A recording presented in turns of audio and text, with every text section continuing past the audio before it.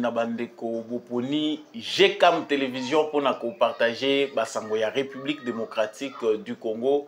Ngai wabino Samba Olonga des pères et des mères nazane sengolo kwa na momesano pour na koyeba bino ebele à travers GCAM télévision. Merci ndenge bozolanda biso na République démocratique du Congo, matondo ndenge boza kolanda biso à travers les mondes grâce à magie. Il y a internet pe ba réseaux sociaux tozali ko se retrouver bipai bionso na mokili mobimba soki yo po betili bako malamu ya bokota na kati ya itando na biso GCAM télévision to pe kokutana na émission oyo debout congolais na sengi na yo o s'abonner na itando na biso o liker vidéo oyo pe o partager yango. Voilà les seules actions importantes oyo ko sala penda pour soutenir l'émission Nabiso, tika pe commentaire depuis wapi. Yo za kolanda biso na République démocratique du Congo depuis wapi yo kolanda biso à travers les mondes. Justice yanzambe irataka ata mokolo mokote, justice yanzambe moto mokote a échappaka na contrôle nango.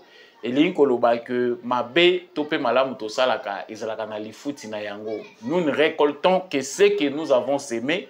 Ce que vous avez na mabe yebape okobuka kaka mabe pour rien ne passe inaperçu. Ce qui biso to moniote liso ya créateur ezali komona yo. Na lombango la kei na basango. Sango liboso esengeli to eba ete église catholique to lo basenko par la voix ya senko bazali indigné na ba propos ya vice premier ministre en charge ya transport Jean-Pierre Bemba. Ba propos na ye atenaki na média Top Congo pe na RTNC et se féliciter Senko bango ba réagir ba sali mise au point moko oyo toko lo banakati na émission oyo bazali très indigné pe baza ko s'opposer na ba propos wana bango ba sengi na Jean-Pierre Bemba azala clair à éclaircir bango via de preuves 1 million de dollars au bango balobi bazali kopesa na ba diocèse et pesa maki lo lenge ndenge nini bango bazali kolobela yango na ba détail oyo tokotanga na bino na kati ya émission ya mokolo lelo esengeli pe to rappeler que Jean-Pierre Bemba a talisaki penda bakambi ya catholique oyo bazali ko s'opposer na changement constitutionnel oyo bazali ko pousser peuple na révolte to jeunesse na révolte que makambo ya mabe bango bazali bakoki kolobela baza kolobela yango te église il faut ça la musala nango être au milieu et surtout promouvoir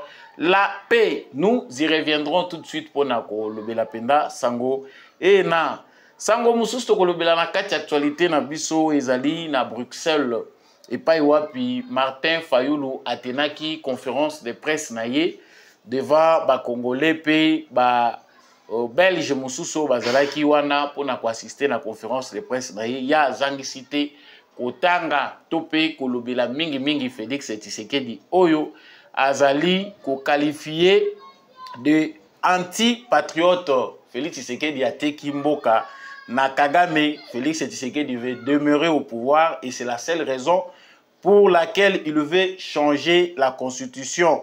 Mais c'est Bemba qui veut venir à la rescousse de Félix Tshisekedi. En tout cas, azako kokosala ngo penza malamute. En tout cas, beaucoup de paroles à l'encontre de Félix Tshisekedi. De la part, il y a Martin Fayulu Kashi. Lors de cet événement, il y avait d'autres Congolais qui étaient contre. Bango pe ba manifesta ki libanda. Il y a Isika Oyo, Martin Fayulu azalaki ko tenir conférence de presse naye. Il y a des Congolais qui étaient opposés à sa vision. Nous y reviendrons encore avec des détails. L'actualité, c'est aussi la révision ou changement de la Constitution. L'Église du Christ au Congo, prêt à offrir ses bons offices. Ba Kambia SCC, Balobi, Bazali, Kolandela, des prêts, situation Oyo. Il y a débat où Ezali Kosalema autour, il y a révision, topé changement constitutionnel. Bango bakokotisa milulu na bango pona koye ba position nini esengeli bango bazwa pour que baye bako fixer opinion sur position na bango na makambo etali changement topé révision ya constitution na tombeli bino encore une fois de plus boye imalamu na kati na itando oyo GCAM télévision pe na émission Debout Congolais, Liboso Nabino, comme d'habitude. Samba Olonga des pères et des mères, vous appréciez les analyses, vous appréciez la façon de présenter l'émission. N'hésitez pas de partager, de vous abonner, surtout Kobo Sanate, pe ce qui est possible, kotika commentaire, topé ko liker. Oui, si biso na commentaire, aux Olanda biso depuis wapi. Matondo na bandeko, vous avez déjà en ligne. Vous avez kotika ba commentaire. Nous sommes ensemble, likez et partagez. Voilà, là je suis de retour dans l'actualité. Ndenge et Utaki Kopé Samana sommaire. Sango Yaliboso Ezali était église ya catholique. Église ya catholique était mais 5 Oyo Bazali conférence épiscopale nationale. Bango Bazali ko s'indigner na ba propos ya mwana mboka Jean-Pierre Bemba Gombo oyo azali vice-premier ministre en charge ya transport. Malobani ni Jean-Pierre Bemba alobaki ezali et Saliete Cinco à réagir vivement. Nous tenons à vous rappeler que Jean-Pierre Bemba lors de son passage sur Top Congo a lobaki pe maloba moko contre Église catholique. Il réagissait par rapport à ba propos ya cardinal Fridolin Ambongo. Yé atal ici que manipulation wana ezali malamu te. Bambouteillage tant bato baza kolobela ngo na Congo, c'est comme si bambouteillage ezali kaka na Congo, c'est le Congo qui vit les embouteillages. Ayaki na ba photo na ye, il a essayé de faire voir na public où ezali kolanda ye via Top Congo na RTNC que les embouteillages sont partout. À l'exemple du boulevard Charles de Gaulle na France, à la kisi ba photo ya ba bouchon ndenge nini ezali kuna, à la kisi ba photo ya ba ville mususu. Comment ça se passe les embouteillages? Là c'était à titre et à comparaison par rapport à phénomène ya ba embouteillage oyo tozali ko vivre na République démocratique du Congo. Cela ne les dédouane pas de ses responsabilités parce que tu es bien que oui, ils ont souci à Congolais, ils ont la vérité. Je vous laisse d'abord suivre qui réaction à Jean-Pierre Bemba par rapport à l'église catholique. Wana Bolandi ezali ba propos à Jean-Pierre Bemba, il réagissait par rapport à la manipulation. Quand on veut faire comprendre aux jeunes que les embouteillages, ceux qui ont changé la constitution, est-ce qu'ils ont priorité? Est-ce que pour Moutoua Longwana Kingasani à se retrouver dans Gombe, pour Basala Yango ils ont changé la constitution? C'était de la manipulation, en tout cas pour Jean-Pierre Bemba, à démontrer clairement que il ne s'agit pas là d'un problème Oyo Ezali, ya Pamba. C'est un problème lié à Moutema Mabe. Ezali problème moko lié à mauvaise foi. Bakambi. Et ce qui est encore plus dans le propos à Jean-Pierre Bemba Ezali que à lobby que les politiciens en veste, les politiciens en soutane, au balata banzambala, nde baza à la base ya Moutema wana. Ba propos à Jean-Pierre Bemba Ezali qui bordier, biso to yebakite na lobelaki yango kutute. Na yebakite ke kuswa boy. Kazisika tozokota na mama likambo poto lobela réaction ya église catholique. Soki totangite to ndimoli yango kaka ekozala lokola to sali péché. Na koyebisa pe Regina biso babimisela bino pe communiquer wana na kanti boko mona ngo communiquer to pe mise au point ya conférence épiscopale nationale du Congo. Ndenge bomona neza communiqué na kanisi bokomona te mais juste à titre illustratif bozali komona communiqué wana natangi pona bino mise au point du secrétariat général de la Cinco sur les propos du vice-premier ministre Jean-Pierre Bemba à l'endroit de l'église catholique en République démocratique du Congo. Na kotangela bino moi quelques paragraphes parce que ezamulayi ezali 3 pages au total, mais je vais lire quand même les points essentiels. Poto yo kabino moko boyo kana mato inabino lo poto ya banganga nzambe ndenge nini bazali ko répondre na moko ya bango politicien parce que Jean-Pierre Bemba a considéré bango lokola ba politicien.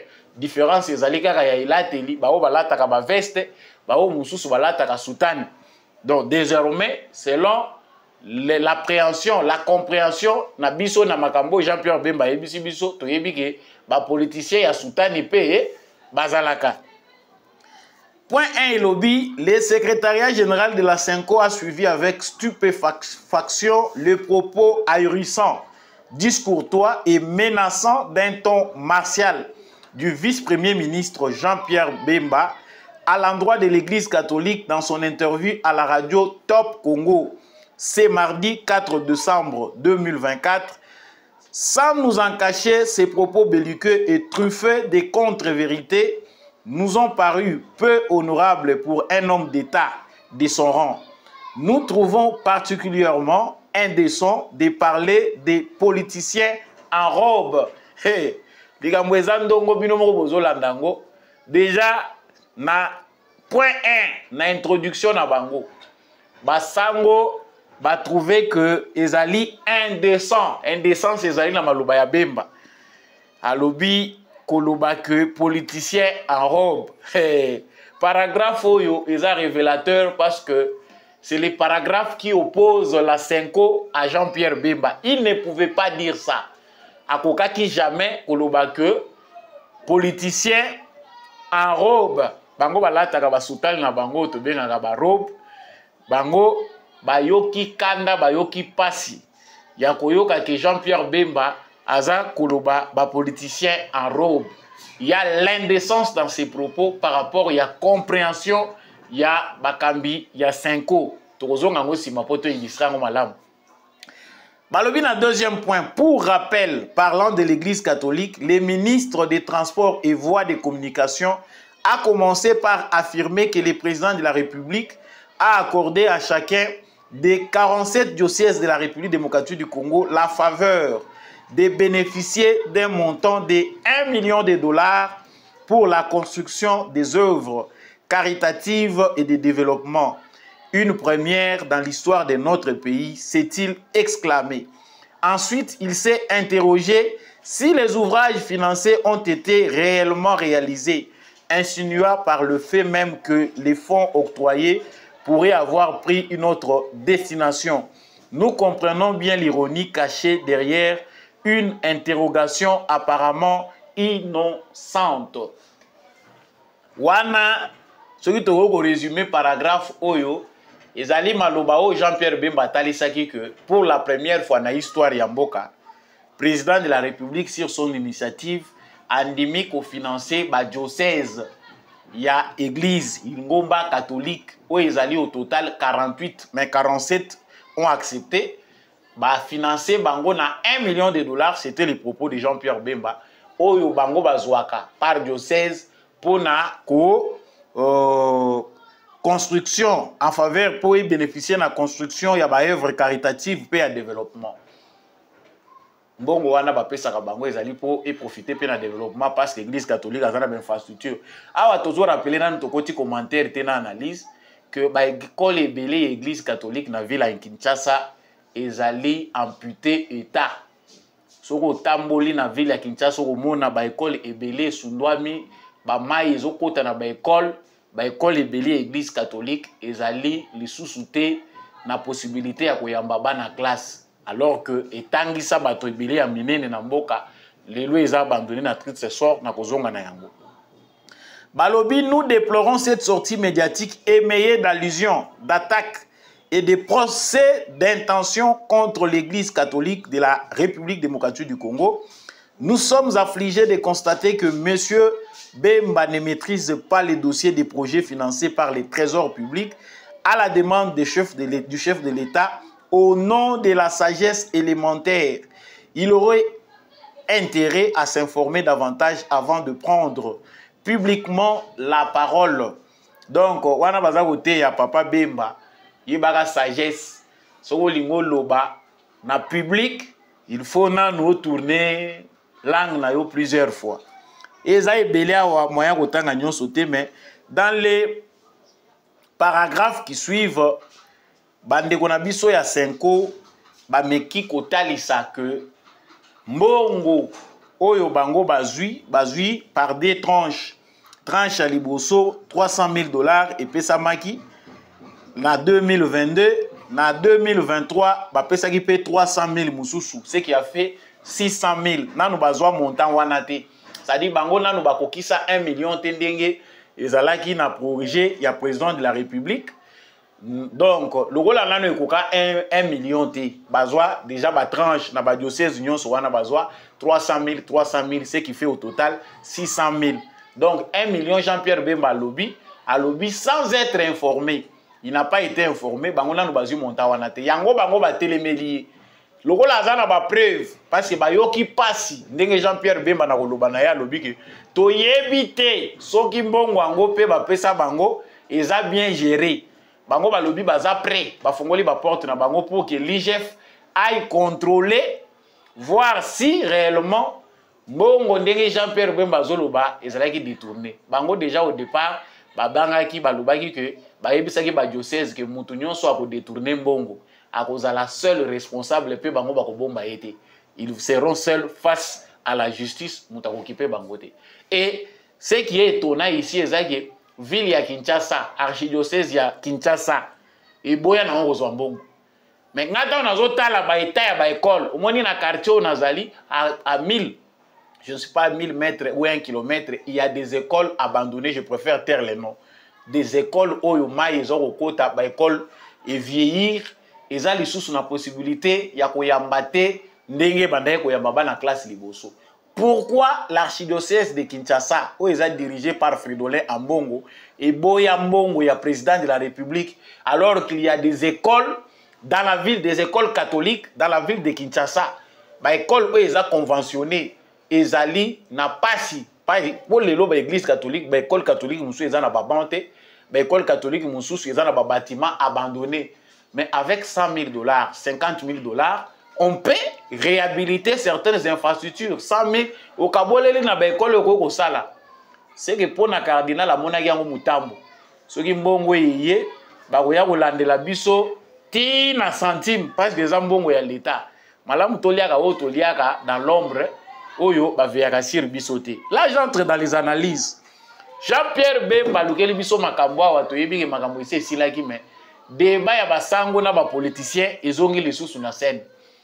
Je vous ai lu le premier paragraphe à liboso indignation monene ya basango nyonso te pété toloba parce que tous les sangos ne sont pas dans la Senko, conférence épiscopale nationale du Congo, eza nango structure moko ya batata épiscopo ya Congo. Bango nde bazali kosepela te na maloba ya Jean-Pierre Bemba. Est-ce que Jean-Pierre Bemba bukaki lokuta? N'existe-t-il pas des politiciens en cravate, en veste et des politiciens en robe? Ba propos toza kotanga na bino.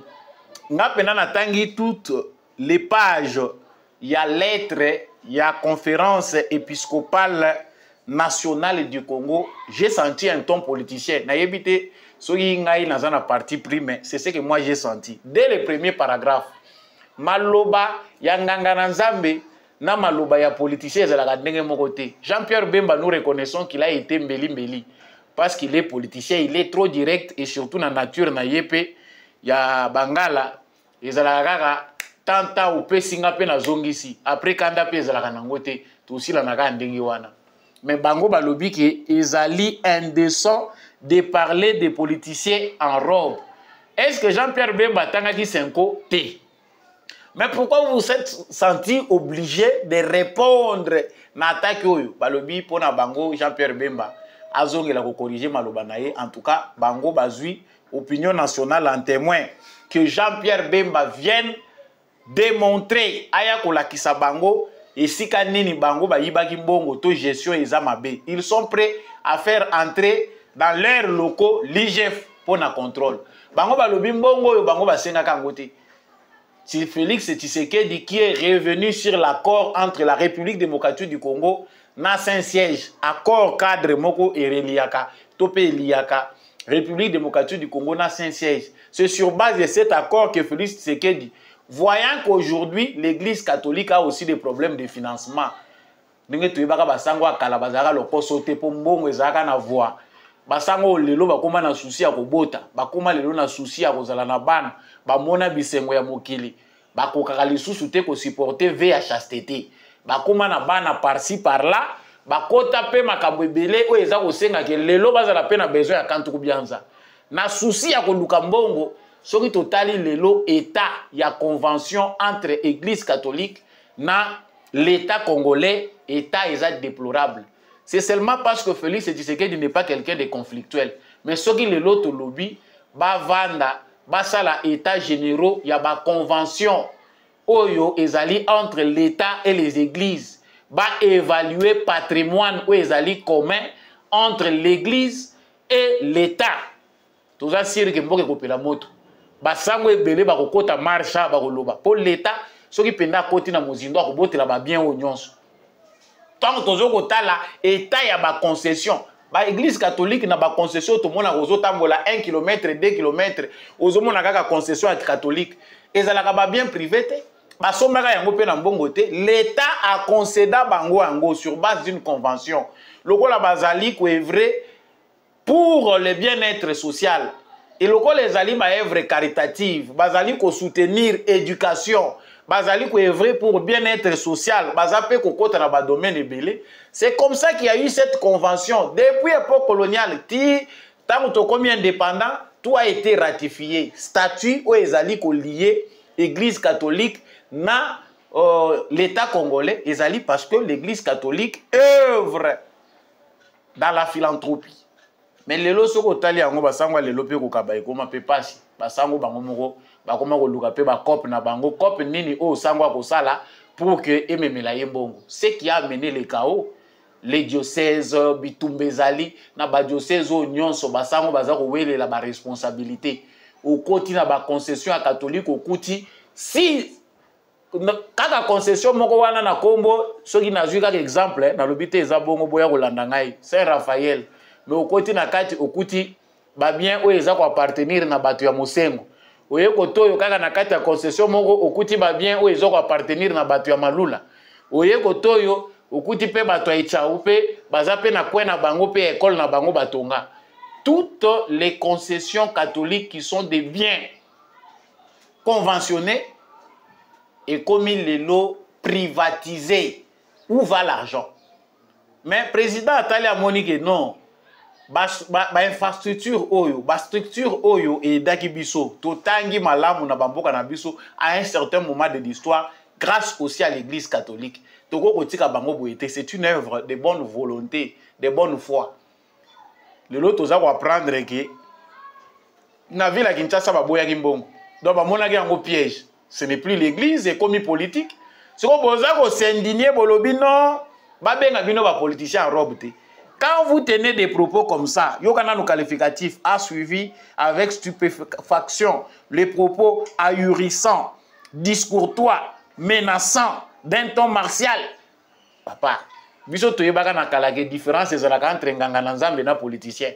Masasi oyo politicien ko beta soko azoloba yango te nganga na nzambe azalaka nango. Nganga na nzambe koyoka amour ekozanga te, empathie ekozanga te. O eza subu nganga na nzambe te et puis kolandela na ba détail nyonso. On comprend aujourd'hui que la Senko est une organisation politique, est une organisation des évêques catholiques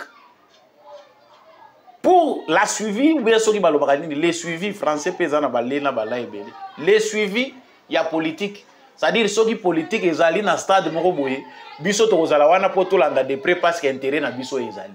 Si la Senko ne veut pas être traité, ceux qui ba sango na biso ba évêque ou bazali na Senko ba lingite bazalaka traité des politiciens en robe. Ba se désolidariser na ba faire eza politique. Bemba ya batu pa lobi mabete. Bemba lobi c'est que nous attendons de l'église. Ezali unité, ko prêcher unité, ko prêcher kimia, ko sangisa. Nous n'attendons pas des églises des attaques kaka likolo ya butu moko. Bemba azane mbeli mbeli. Bemba za pasteur te lokola Tshisekedi o asepela na ye ozala lokola bino azala pasteur bemba ekufela kaye na mutema te soki akutani nango atuti bordure. Il a dit la vérité. Ba propos ezobima de la part ya basango eza haine. Même soko lingaka Tshisekedi te mais façon ko mobiliser yango te. Yo oza ko pousser jeunesse et que de la révolte. Pendant que tu n'as pas le temps d'appeler cette jeunesse à l'unité. Okoyi ko benga jeunesse wana te ko yebisa bango ke toza la mobiliser. Et puis na temps nini oyo bino ba catholique bozali ko sala makambo ya boye. Na temps de guerre, mboka eza menacé, yo zo sangisa ba jeune po yebisa bango ke pona nini bandaka la awawa bazali ko saila bino eloko moko te po embouteillage esila. On comprend que le voyage de notre cardinal na Rwanda et servir na ngone eloko te. Que la Senko ne s'agite pas. Bokende ko revoir malamu organisation na bino. Tous Congolais, tous a constaté que Senko ezokende plus loin que mission na bango. Ce qui est une mission d'ordre religieux, ce qui se fait là n'est plus dans un cadre religieux, c'est devenu un cadre politique. Bango balobi, cette même mission là a visité ceux qui bozoko lobalelo ke basango bazo kota basango ba visiter ka PB mbatango azalaka na prison, c'est toujours dans cette lettre. Pour na bao bazana ngote, c'est dans les réseaux sociaux, vous n'en avez pas, vous pouvez m'écrire, je vais vous envoyer. Donc mission oyo ya Senko lokola lobby bozalaki bo marchaki lokola bokendaki kotala bemba tango azalaki na prison na ye, ça veut dire que le faut battre kabino bo déborder ndenge bolingi. Non, c'est faux. Que les évêques de la Senko ndenge tomoni awa monseigneur Donatien Chole, secrétaire général ya Senko, acha mai na vinu na ye. Jean-Pierre Bemba a juste parlé na oyo président Félix Tshisekedi azako sala pour le bien de tous. Oyo jamais bako betela ngo maboko. Totikala ko yoka sango moko te alobaki ya boye to monate. Basango tozoko yoka bango bazolo bakaka soki il s'agit ya mabe. Ya on a peine à poser question na ngai botunela ngai cardinal Fridolin Ambongo pona nini archidiocèse ya Kinshasa parmi les 48 diocèses o tozanango. Pourquoi na Kinshasa boboyaki kozwa mbongo bokotaki te na projet à 1 million? Parce que vous avez beaucoup d'argent pour régler tous vos besoins, ou bien ezalaika ko banga ke mbongo ekokanga biso singa na kingo. Eza motuna eza lisasi te.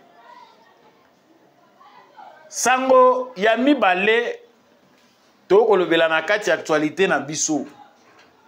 Ezali likambo ya Bruxelles, Martin Fayulu na conférence na ye azongeli kaka tata Félix Tshisekedi parce que c'est lui son adversaire, il n'a plus autre chose à faire. Conférence de presse ezalaki ko se tenir. Je peux vous laisser d'abord suivre Bolanda Bino Moko. Martin Fayulu makambo nini ya lingaki ayebisa Félix Tshisekedi simande tozongi. La RDC peut, pas doit, peut si elle veut conclure quoi, des traités ou des accords d'association ou des communautés comportant un abandon partiel de souveraineté. C'est un abandon partiel de souveraineté. Aujourd'hui, la RDC a conclu des traités abandonnant une portion de sa souveraineté. Nous sommes dans l'OADA. Qu'est-ce que ça veut dire? Les droits commerciaux congolais, on a signé à l'OADA. Nous avons... on peut aller plus loin. M. Félix Tshisekedi nous a fait inscrire, adhérer dans l'EAC, Eastern African Community. Mais dans l'Eastern African Community, c'est très grave, parce que l'article 4, c'est plus grave. Il dit que nous pouvons, l'Eastern African, peu d'autorité décider qu'il prend ceci ou cela. Mais ce n'est pas Tshisekedi qui est parti en Angleterre, à Londres, dire que ne vous disputez pas des petites portions de terre. Notre pays demain sera l'EAC. N'est-ce pas lui? Or, cet article, comment quelqu'un qui sait lire le français, je ne peux pas dire que Tshisekedi, Félix ne sait pas lire le français. Comment il peut aller dire? Regardez ce que Tshisekedi dit. L'article 217 d'après lui dit ceci, que nous avons vendu notre souveraineté aux pays voisins. Pour que les gens vous disent, ah non, on a vendu la souveraineté au Rwanda, en Ouganda, et tout ça, pays voisins. Et que les gens commencent à venir vous dire l'accord de l'Émirat et tout ça.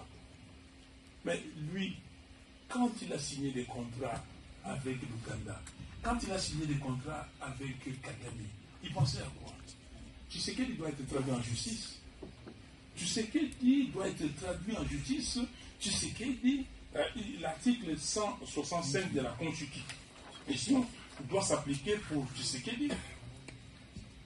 Donc, Tshisekedi doit être traduit en justice pour la haute trahison. Vous me direz que non, la haute trahison, il faut saisir le Parlement et tout ça. Il y a un Parlement populaire. Le Parlement populaire doit traduire Tshisekedi en justice et le fait pour que vous compreniez ce qui se passe au Congo. Merci. Ezali nango naturel, ezali nango loyal, que Bissognon se sengeli to s'attaquer na Félix Tshisekedi parce que c'est lui qui dirige le pays. Félix Tshisekedi veut demeurer au pouvoir, c'est la seule raison pour laquelle il veut changer la constitution. Mais c'est Bemba qui voulait venir à sa rescousse à cause de Joe Biden qui avait tapé dessus. Il veut gagner le temps pour rester au pouvoir. Il a acheté des villas par-ci, par-là. Donc, bateau nyonso bazalaki na kati ya salle ya Martin Fayulu, bazalaki en face ya mutu moko azobeta kaka histoire. Oyo, na finalité, nous ne savons pas concrètement agenda politique ya Fayulu ezali nini. Le rôle à Tshisekedi nyonso azosala les amabe. Tshisekedi a vendu le pays à Kagame. À un certain moment, c'est lui Tshisekedi qui avait amené Kagame au Congo pour que lui Tshisekedi il nous a dit que Yonani Oboya Kobetela Kagame Maboko, et puis il a vendu ce pays-là. Mboko yo to vivre nyonso, mais c'est comme si Namboko pour vivre bien faut la comédien. Pour vieux Fayulu à comprendre que pour Simba Maba Congolais Bayokaye, il faut ça la comédie. Vraiment, moi je n'ai pas saisi la quintessence il y a pas propos à Martin Fayulu. Nous avons perdu les Fayulu intelligents que nous avons connus dans l'opposition avant 2018. C'était un monsieur intelligent. Biso to lo bato fréquentaki Fayulu, Toyebaki qui était monsieur Martin Fayulu. On les pensait très intelligents. Muto biso Toyebaki. Mais vous ne pouvez pas imaginer à quel point la haine peut détruire quelqu'un jusqu'à ce que Obimi Onduro Zamayelete. Tant que nous jeunes qui avons milité à cette époque-là, tout le monde a dit Martin Fayulu dans un rassemblement à l'opposition congolaise. Nous l'avons fréquenté pendant tout ce temps-là. Toyebi Bango, Nyon Sondenge Bazalaï Koya autour de Etienne Tshisekedi Tiaye Kokufa. On pensait que c'était un génie qui pouvait bien servir le pays. Mais Toyebagi Tenzambe chance, après ça biso Ezaya Rocha Mitema Nakati. Et bomba makambo ebele. Ce qui mitema oyo nzambe na architecture na ye, ataka ngo etambola kalibanda nde batu mususu. Tango zomoneka musika yo moko soki miokei. Po yebi de jeux ezakati na motema na ye. Mais nzambe pe asala biso bien, acha oyo acha libanda oyo lokola emballage po ebomba makambo ezali na kati ya mitema ya bato. Martin Fayulu au pouvoir, nous savons que guerre est aussi la nango par miracle. Mais ici, tant azali ko étaler makambo nyonso ya lobby, toza ko mona ici ka moko te oya za ko pesa production na ye solution. La seule solution à toza ko yoka peut-être en passant ezali que Félix Tshisekedi, s'il pense que son armée n'est pas assez rodée, l'armée n'est pas capable de faire quelque chose, il fallait peut-être, pourquoi ne pas engager l'armée d'un pays voisin pour y aller au Bitumba. Yango, bopesa qui vient kopo masanga a mais l'avant à ça la makambo ou bien les. Parce qu'il y a des choses importantes au Congo sur lesquelles Mouto Azan amour ya Congo, ce qui a Vandeli Tshisekedi a aussi l'opposition malam. Nous qui parlons, peut-être Togo en a tendance à que nous soutenons Tshisekedi parce qu'il est indispensable, Azali unique par rapport à sa génération. Mais si Martin Fayulu mettait du sérieux, Akokaki peut-être que ça l'opposition a moins crédibilité. Mais tout le monde a pembeni à Martin Fayulu bato batikali ba Prince Penge. Ba ndeko biso nani que j'aimais beaucoup quand il faisait son rap Lexus légal. Lexus légal, notre rappeur. Il rappait bien, c'est un type aussi intelligent. Mais toute intelligence n'est pas amenée en politique. Tala lelo côté bino bozo même vieux. Boye na vieux, boye koti kaye. Devant auditoire, il y a Batebele boye, ceux qui 50. Vieux azo beta histoire, il y a Tshisekedi. Donc moi j'ai retenu que Nakati a discours, il a fallu, il a cité Tshisekedi même 50 fois. Tshisekedi azongi mais yo ozo proposer nini pour lobia wa tozo kokende Tshisekedi a changer constitution. C'est inévitable. Agenda ya Tshisekedi a wezaki a changer constitution. Il est déjà allé auprès du peuple. La différence entre Tshisekedi na batu baza ko s'opposer na c'est que Tshisekedi ne tourne pas autour du pot. On a besoin de changer constitution accueilli tina ba province. Azo sala meeting devant ba Congolais. A lobby ango batu ba yokiye mukili mobimbe yokiye.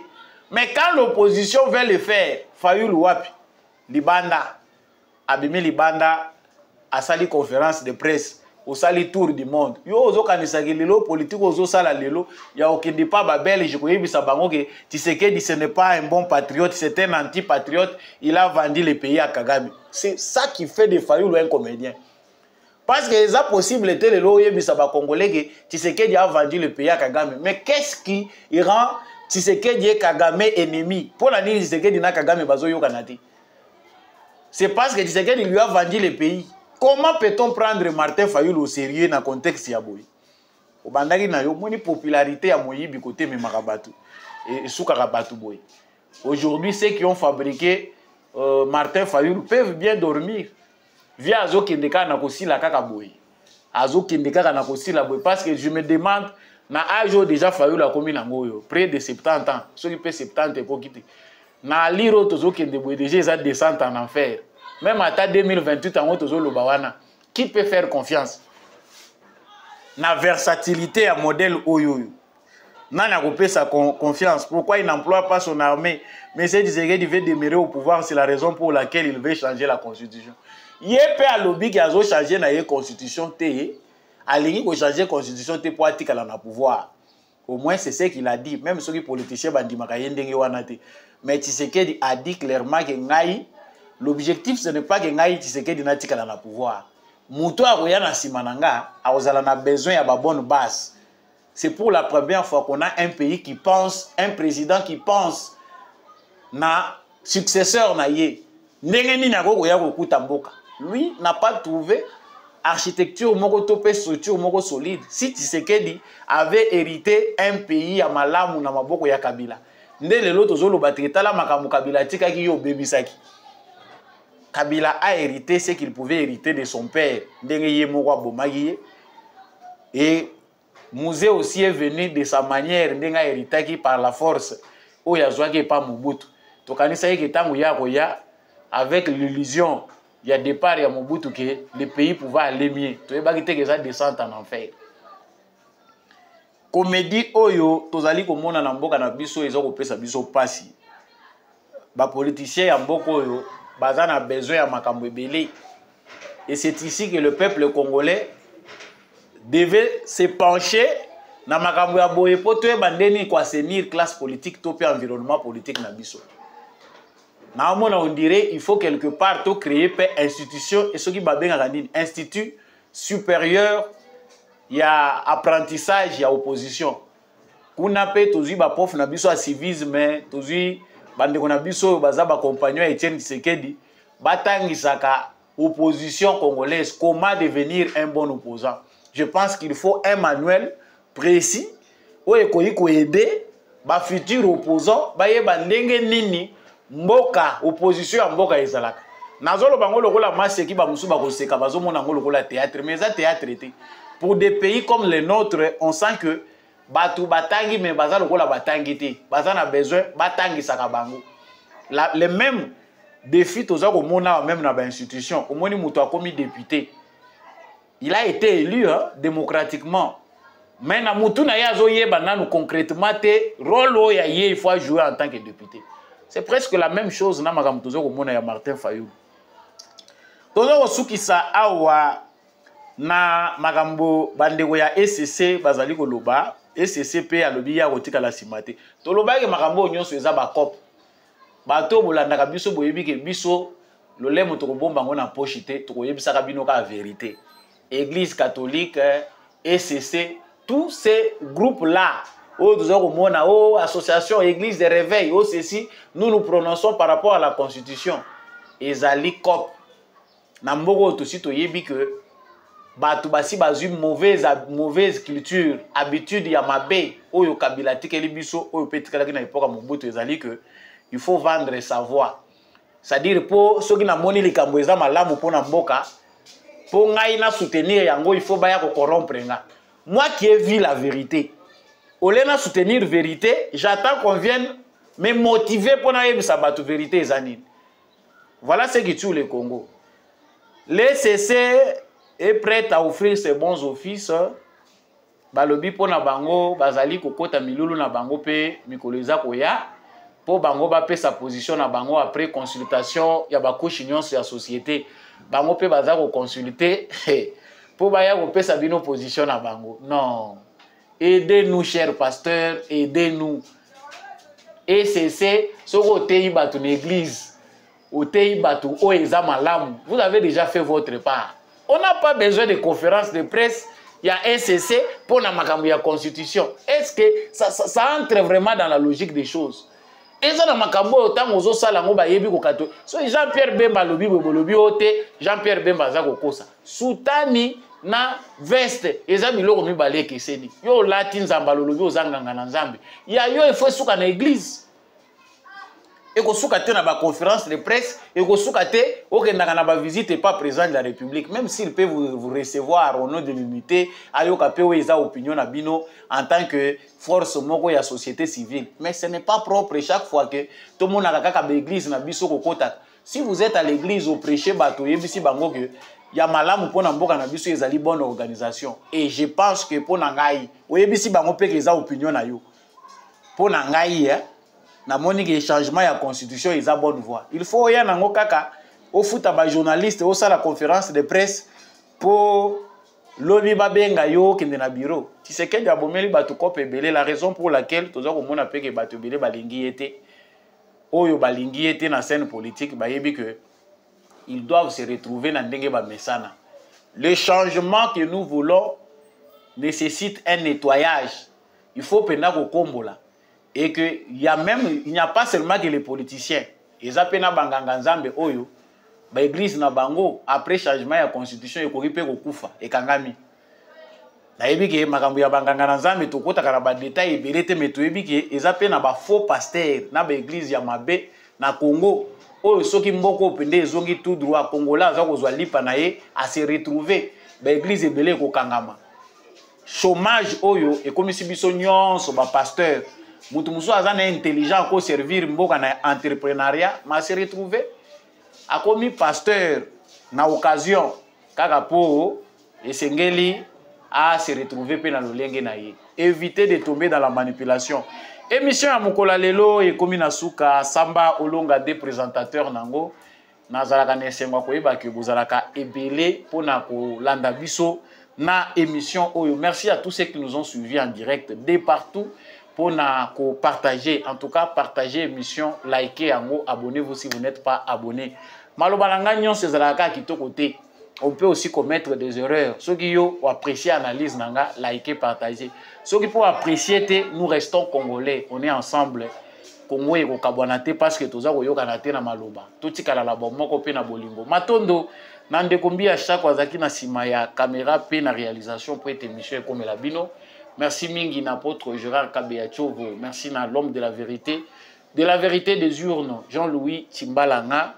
Matondo na papa Maurice Kikangala, na papa Michel Lumakaso, papa Boniface Mpunga, papa Freddy Ngwama. Merci Mingi na papa Paulin Chika, maman Rose, Sirikari depuis Maryland. Merci Mingi na maman Billy Bilonda pe maman Lisette Mombendu, maman Ani Masamba pe tobosani ete. Ba nyonso bolingaka Samba Olonga lokola bandeko ya Congo Clean na lingi bino mingi bo partageaka émission bo laikaka yango bo soutenaka pe biso déjà ba meilleur vœu bandi na kanisi que toza ko bongama poto kota 2025 na souffle ya malamu. Gardez toujours votre bonne mine na bomoko pe na bolingo nde Congo ekokende liboso wazalendo na motema FARDC na motema tokutani prochainement.